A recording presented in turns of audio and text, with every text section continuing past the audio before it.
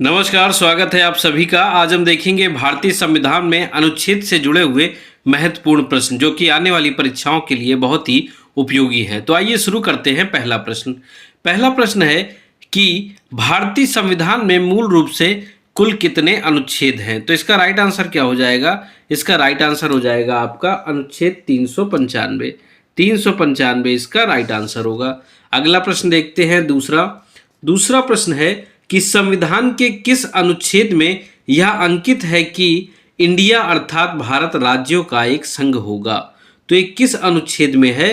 तो ये हमारा दिया हुआ है अनुच्छेद 1 में, यानी कि ऑप्शन नंबर ए इसका राइट आंसर होगा। अगला प्रश्न देखते हैं हम लोग। तीसरा प्रश्न है कि भारतीय संविधान का अनुच्छेद 2 किससे संबंधित है। तो ये किससे संबंधित है? तो ये संबंधित है नए राज्यों के प्रवेश व उनकी स्थापना से, यानी कि ऑप्शन नंबर ए इसका राइट आंसर होगा। चौथा प्रश्न आइए देखते हैं।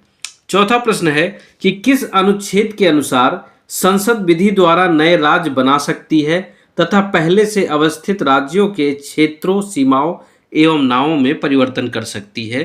तो इसका राइट आंसर क्या हो जाएगा? इसका राइट आंसर होगा आपका अनुच्छेद 3।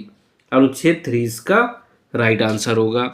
अगला प्रश्न देखते हैं, पांचवा प्रश्न है भारतीय संविधान के किस अनुच्छेद में नागरिकता संबंधी प्रावधान किए गए हैं। तो देखिए, नागरिकता संबंधी जो प्रावधान है वो किस में दिए गए हैं? वो अनुच्छेद 5 से 11 के बीच में दिए गए हैं।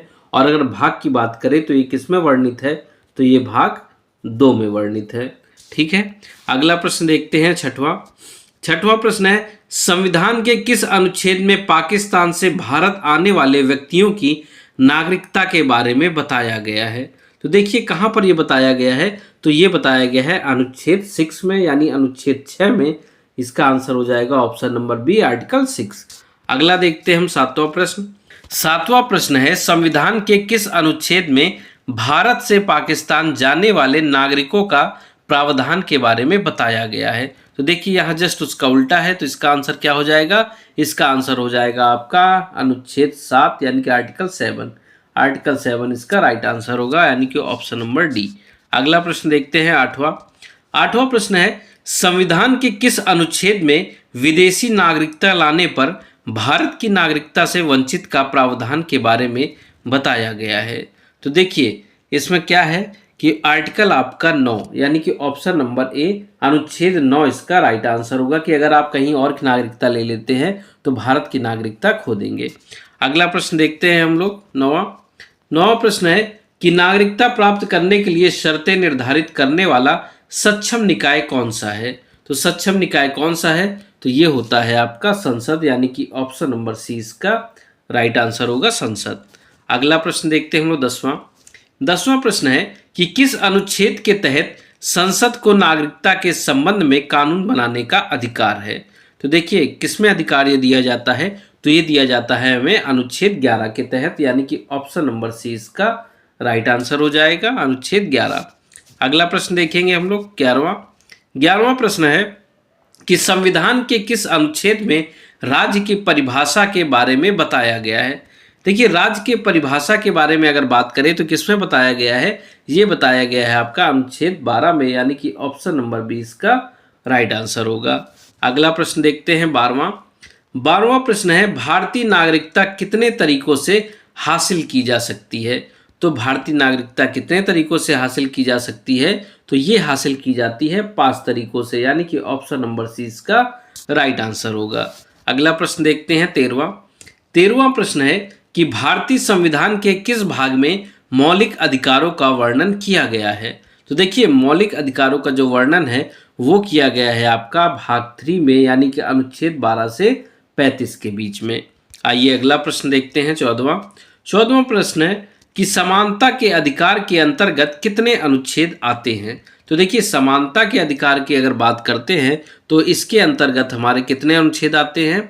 तो इसके अंतर्गत हमारे कुल 5 अनुच्छेद आते हैं। और अगर आर्टिकल की बात करें तो आर्टिकल 14 से स्टार्ट होते हैं और 18 तक होते हैं, यानी कि 14 के बाद 15, 16, 17 और 18 आर्टिकल होते हैं इसके।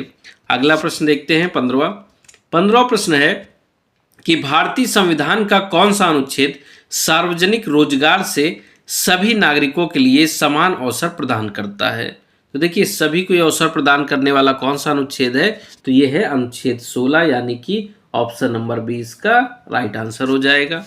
अगला प्रश्न देखते हैं 16वां है कि किस अनुच्छेद के अंतर्गत अस्पृश्यता यानी छुआछूत को समाप्त किया गया है। तो देखिए इसका आंसर हो जाएगा आपका आर्टिकल 17 यानी कि ऑप्शन नंबर ए इसका राइट आंसर हो जाएगा। अगला प्रश्न देखें 17वां प्रश्न है संविधान के किस अनुच्छेद के प्रावधानों के तहत भारत रत्न पुरस्कार का उपयोग प्राप्तकर्ता के नाम के लिए उपसर्ग या प्रत्यय के रूप में नहीं किया जा सकता है। तो इसका देखिए राइट आंसर क्या हो जाएगा, इसका राइट आंसर होगा आपका ऑप्शन नंबर डी 18(1) अनुच्छेद 18 का 1। अगला प्रश्न देखते हैं 18वां प्रश्न है। 18वां प्रश्न देखिए फिर से रिपीट हो गया है पहले वाला ही प्रश्न, तो इसका भी आंसर क्या हो जाएगा, ऑप्शन नंबर डी हो जाएगा। आइए चलते हैं अगले प्रश्न पर। अगला प्रश्न देखते हैं 19वां प्रश्न है निम्न मूल अधिकारों में से कौन सा एक मूल अधिकार भारतीय नागरिकों को तो उपलब्ध है पर भारत में रहने वाले विदेशियों को नहीं। तो इसका राइट आंसर क्या हो जाएगा, इसका राइट आंसर हो जाएगा ऑप्शन नंबर ई वाक और अभिव्यक्ति की स्वतंत्रता। अनुच्छेद की बात करें कौन सा अनुच्छेद है, अनुच्छेद 20 का 19 है। क्वेश्चन नंबर भी 19 और अनुच्छेद भी 19 है। अगला प्रश्न देखते हैं हम लोग 20वां प्रश्न है कि भारतीय संविधान के किस अनुच्छेद के अंतर्गत भाषण एवं अभिव्यक्ति की स्वतंत्रता के अधिकार की गारंटी दी गई है। तो देखिए कहाँ गारंटी दी गई है, तो ये गारंटी दी गई है आपकी अनुच्छेद 19 में, आर्टिकल 19 में दी गई है।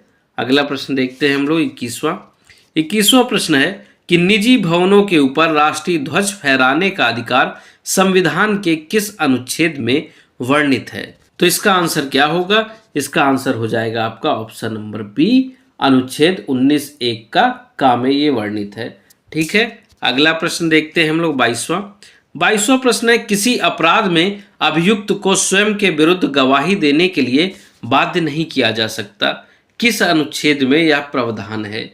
तो ये किस अनुच्छेद में है, तो ये है अनुच्छेद 20 का 3 में, यानी कि ऑप्शन नंबर ए इसका राइट आंसर होगा।